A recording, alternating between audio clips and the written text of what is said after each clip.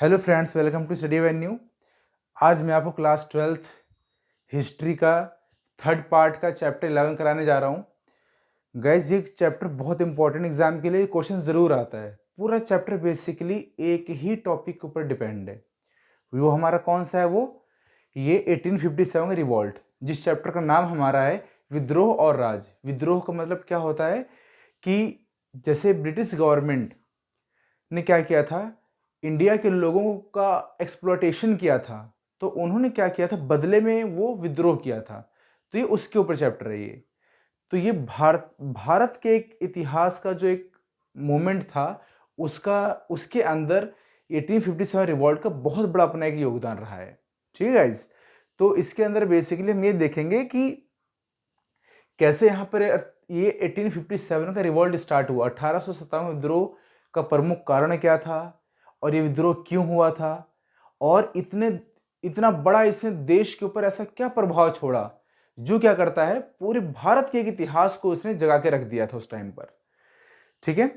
तो गाइज ये है कि जैसे सबसे पहले विद्रोह की जो शुरुआत मानी जाती है, इसके जो कैरेक्टर थे पहले वो ये थे कि मंगल पांडे।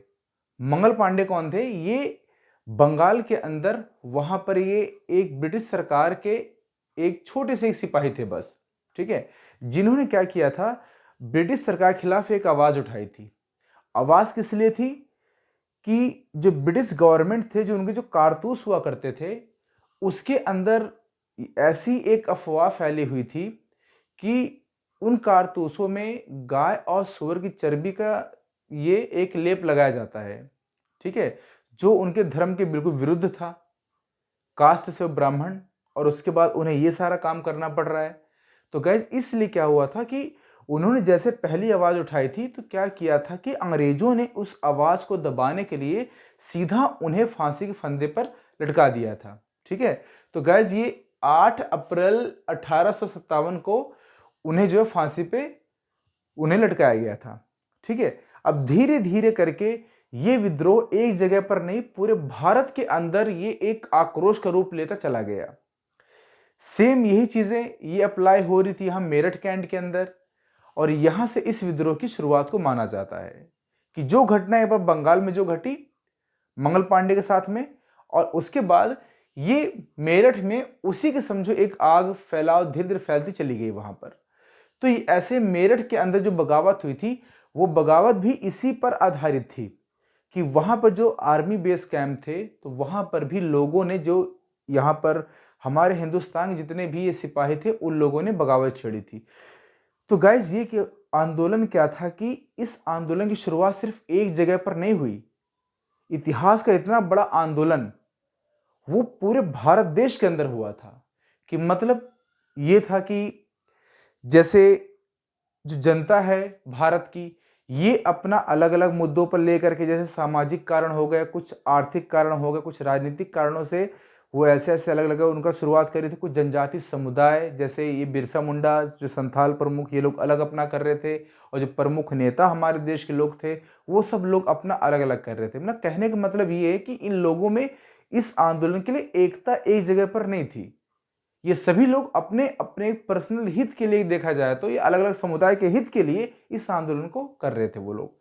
तो इस कारण से दोस्तों ये माना जाता है कि ये आंदोलन जो था एक इतना बड़ा तो था, लेकिन क्या था कि इसके अंदर कुछ ऐसी चीजें थी जिस वजह से कुछ कमी हुई, और उस कमी की वजह से इसे असफल माना जाता है। तो गाइस चलिए अब हम इसके बारे में एक डिटेल में बात करते हैं कि ये आंदोलन था क्या, जो गाइस डेफिनेटली पेपर के अंदर आता है ये क्वेश्चन। ठीक है। तो ये आंदोलन जो था, इस आंदोलन का सबसे प्रमुख कारण ये था तत्कालिक कारण। तत्कालिक कारण क्या था? वो जो अभी मैंने आर्मी के एग्जांपल दिया था, जो इंडियन आर्मी ब्रिटिश सेना, ये ब्रिटिश के साथ में थी, तो वहां पर क्या हुआ, कारतूसों का इस तरीके से इस्तेमाल किया जा रहा था जो उनके धर्म के बिल्कुल खिलाफ था। इसलिए क्या हुआ कि उन लोगों ने बिल्कुल सरकार से ये कह दिया कि अब हमें ऐसे कारतूस नहीं चाहिए। एनफील्ड राइफल वगैरह के लिए सब पूरी तरह से एकदम ये कह दिया कि हमें एकदम पूरा, या तो इनको हटाया जाए या फिर इसके बदले में कुछ और एक ऑप्शन दिया जाए उनके लिए। तो इसलिए उन्होंने पूरा फैसला कर लिया कि अब हमें इस आंदोलन के को आगे बढ़ाना है, अब कुछ ना कुछ अपने हित में करना है। इसलिए क्या किया गया, लोगों ने, सभी सिपाही जितने भी थे उन लोगों ने मिल करके ये फैसला किया कि इसको करने के लिए हमें एक प्रमुख, हमारे एक नेता की आवश्यकता होगी। ये कहें कि एक इस विद्रोह का नेतृत्व करने वाला कोई भी एक सबसे बड़ी एक शक्ति होनी चाहिए।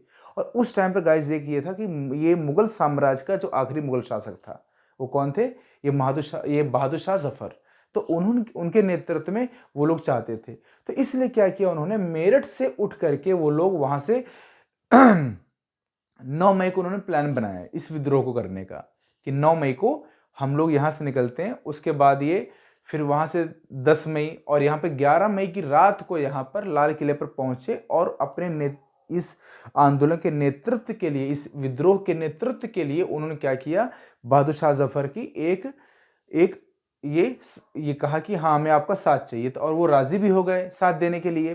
ठीक है, तो उसके बाद यही था कि ये जो था पहला तत्कालिक कारण यही था कि वहां पे जो वो कैसे एक्सप्लोरेशंस किससे थे, वो ब्रिटिश सरकार के साथ में उनके साथ हो रहे थे, वो कि मतलब उनके द्वारा प्रताड़ित किए जा रहे थे वो।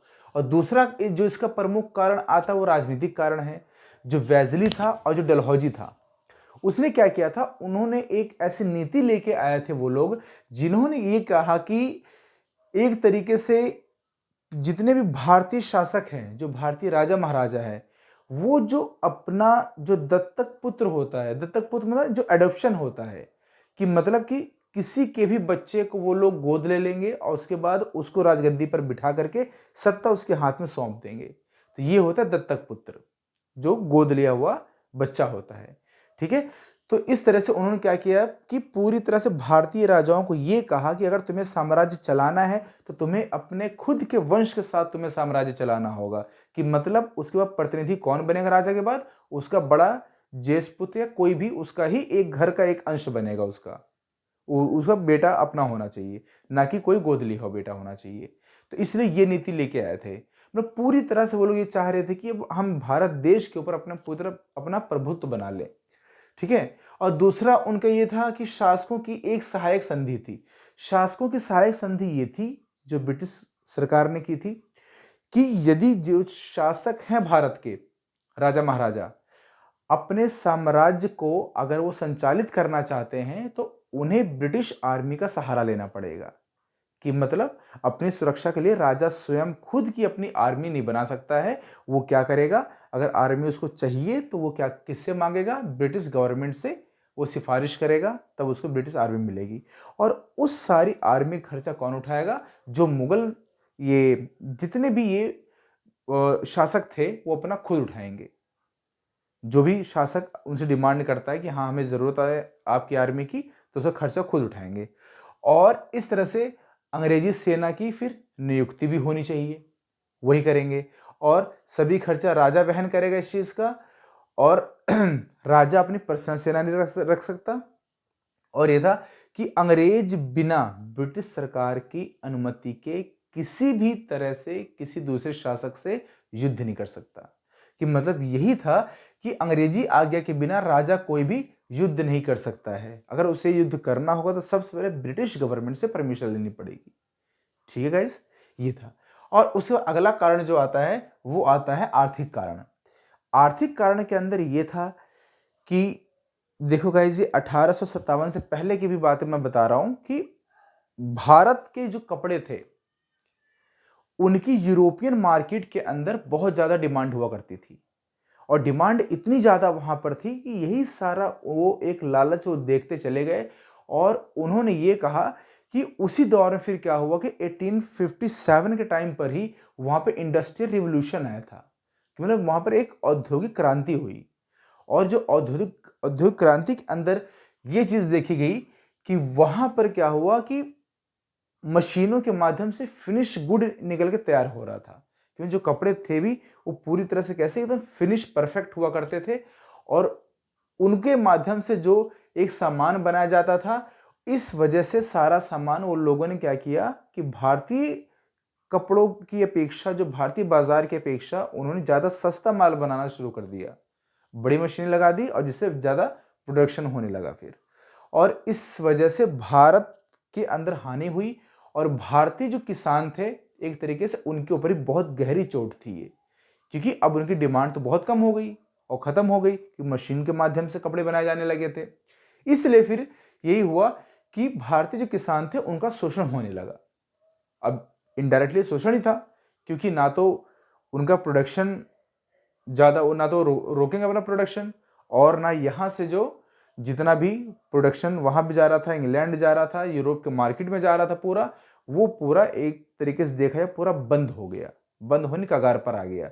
जितने भी जो हैंडलूम्स मशीनें हुआ करती थी, उनकी हथकरघा वगैरह जो भी था, वो सब पूरा उनका खात्मा हो गया, क्योंकि उनका इंटेंशन यही था कि किस तरह से हम भारत की ऊपर अपना एक इकोनॉमिक फैक्टर को मजबूत कर सकें, इकोनॉमिक तरीके से कैसे हम उसको अपने कब्जे में ले सके भारत को, ताकि भारत के लोग पूरी तरह से लाचार हो जाएं।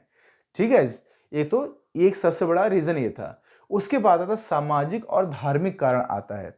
सामाजिक और धार्मिक कारण भी एक कारण ये था जो 1857 के विद्रोह का कारण बना था। तो सामाजिक कारण के अंदर क्या था कि जितने भी जो ईसाई कम्युनिटी थी, ये मतलब कि यहाँ ब्रिटिश गवर्नमेंट की, जो ये लोग क्या करते थे, ईसाई धर्म के जो प्रचारक थे, ये लोग क्या करते, जबरदस्ती भारत के लोगों से अपना धर्मांतरण करा रहे थे, धर्म परिवर्तन करा रहे थे, कि यहाँ पर वो लोग अपना धर्म को छोड़ करके ईसाई धर्म में आ जाएं और उसके बाद इसका कंप्लायंस करना स्टार्ट कर दे, इसके जो रूल रेगुलेशंस होते हैं उनको। ठीक है, और दूसरा उसके बाद आता है अंग्रेजी शिक्षा का प्रचार प्रसार कर रहे थे वो, जो पूरी तरह से भारत के लोग इस चीज को मानने को तैयार नहीं थे कि यहाँ भारत के रह करके वो दूसरी फॉरेन एक एजुकेशन सिस्टम को कैसे अपना सकते हैं, वो या उसकी अलग लैंग्वेज को कैसे अपना सकते हैं। तो एक तो ये रीजन था कि यहाँ पे जो सामाजिक और धार्मिक कारण ये था कि धर्म परिवर्तन कराया जा रहा था हिंदुओं का, और दूसरा ये था कि अंग्रेजी शिक्षा का प्रचार प्रसार हो रहा था, दूसरा ये था। अब अगला पॉइंट हमारा सैन्य कारण। सैन्य कारण यह था कि जैसे परेड के दौरान सैनिकों का अपमान किया जाता था, एक ये भी कारण था कि यहां पे जो परेड होती थी उस टाइम पर जो भारत के सैनिक थे, भारतीय सैनिक जो थी, जो ब्रिटिश उसमें आर्मी में थे, उनका अपमान किया जाता था। मतलब जिस टाइम मार्च वगैरह करते होंगे, उनकी जो मार्चिंग होती है उस टाइम पर उनके साथ में एक अलग मिसबिहेव होता था उनके साथ में, या गाली गलौच उनके साथ दी जाती थी। इस तरह से जघन्य अपराध उनके साथ होते रहते थे। तो ये जो एकदम सहने के लायक था ही नहीं, इस वजह से इन जो आर्मी थी उन्होंने उस चीज़ को बदला लेने के लिए या अपने आप उन लोगों से ये कोशिश करते थे कि हमें एक अच्छा से रिस्पॉन्स मिले, जबकि वो नहीं मिल पाया। और दूसरा ये था कि भारतीय सैनिकों को कम वेतन दिया जा रहा था कंपैरिजन देन ब्रिटिश आर्मी। ठीक है, उनको ज़्यादा वेतन मिलता था और भारतीय आर्मी को बहुत कम वेतन मिलता था। ठीक है, तो एक रीज़न ये भी है कि इसके अंदर जो 1857 के विद्रोह का प्रमुख कारण था ये। ठीक है, अब उसके बाद आता है अगला पॉइंट हमारा मार्शल लॉ। तो मार्शल लॉ का मतलब ये होता है, इसके अंदर ये था कि ब्रिटिश आर्मी बिना कोई केस चलाए, बिना किसी कार्रवाई को उनको जेल में डाल सकती थी। उन्हें नहीं बताया जाता कि क्या अपराध किया है, सीधा उठाओ और जेल में भर दो बस। ठीक है, तो इसे ही मार्शल लॉ कहा जाता है। अब गाइस जो क्वेश्चन आता है, ठीक है, वो क्वेश्चन कई बार ये आता है कि 1857 के विद्रोह की असफलता के कारण क्या थे, ये क्वेश्चन आता है। या तो आपसे पूछा जाएगा उसके ये प्रमुख विद्रोह जो थे उसका प्रमुख कारण क्या है, या तो ये आता है कि 1857 का विद्रोह असफल क्यों हुआ। तो ध्यान से समझने इस चीज को कि असफलता का प्रमुख कारण यह था कि सबसे ज्यादा कि यहां पर लोगों में एक तो पहली चीज एकता की कमी थी। ठीक है, पहला क्या था, एकता की कमी। ठीक है, और दूसरा सेकंड पॉइंट यह है कि विद्रोह का एक स्थान के बदले में कई अन्य जगहों पर वो ये विद्रोह हो रहा था, कि मतलब विभिन्न जगहों पर इसके विद्रोह का होना, विभिन्न जगहों पर होना। इस वजह से क्या था कि जो विद्रोह का एक जो ग्रुप होना चाहिए, जो कम्युनिटी होनी चाहिए, उसका बंटवारा हो रखा था। इस वजह से विद्रोह ये असफल नहीं हो पाया। ठीक है, और तीसरा पॉइंट ये था कि जो जैसे कि विद्रोह के अंदर जो शामिल कुछ लोग जैसे ट्राइबल कम्युनिटी के लोग थे वो सभी, और जितने भी लोग थे ये सब क्या कर रहे थे कि सब अपना अलग अलग ये आंदोलन कर रहे थे। ठीक है, तो एक कारण ये भी था। ठीक है, तो ये सभी कारणों की वजह से ये 1857 का रिवोल्ट जो था वो असफल रहा। और एक क्वेश्चन ये आता है कि सहायक संधि से आप क्या समझते हैं। 1857 के दौरान कि इस टाइम पर जो सहायक संधि थी उस चीज से आप क्या समझते हो? तो उसका गाइस सीधा सीधा सरल सा आंसर ये, सहायक संधि किससे? जो यहाँ पर राजा महाराजा थे उनके साथ में, और किसके साथ हुई थी? जो वेस्ली था और जो लॉर्ड माउंटबेटन था उसके साथ में जो हुई थी संधि वो था। मतलब कि जहां पर राजा महाराजा अपने साम्राज्य का विस्तार नहीं कर सकते, राजा महाराजा को अपनी आर्मी रखने का राइट नहीं है। अगर वो आर्मी रखते हैं तो ब्रिटिश आर्मी रखेंगे, ब्रिटिश आर्मी अगर रखते हैं वो तो उनका पूरा पैसा उन्हें पे करना पड़ेगा। ठीक है, तो ये सब क्वेश्चन आता है। तो बस पेपर के अंदर गाइस आपको यही लिखना है कि इतना ज़्यादा बढ़ा चढ़ा के लिखने की कोई ज़रूरत नहीं है। मेन कंटेंट जो लिखा जाएगा, मैंने कुछ पॉइंट यहाँ पे ये डिफाइन कर दिया है, इसको बस इतना ही लिख देना, तो इसके अंदर पूरे आपको मार्क्स मिल जाएंगे। ठीक है गाइस, चलिए थैंक यू। बाकी नेक्स्ट हम करेंगे अगले लेक्चर में।